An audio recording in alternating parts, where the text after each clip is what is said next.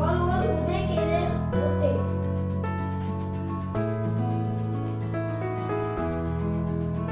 एक मुलगा होता. एका घरात आई बाबा आणि दोन मुलं राहत होती. त्याच्यानंतर एक मुलगा ओटा धुवत होता. बाबा डबे लावत होते. आई फरशी पुसत होती.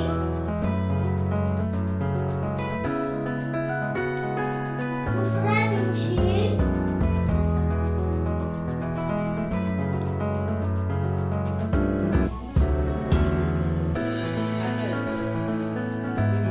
आज तुम्ही सगळं काम करणार. आई म्हणाली नको, मी पण मदत करणार. नंतर आई बाबा मुलगा त्याची बहीण काम करू लागली. काम करता करता मुलगी थकली. मुलगी म्हणाली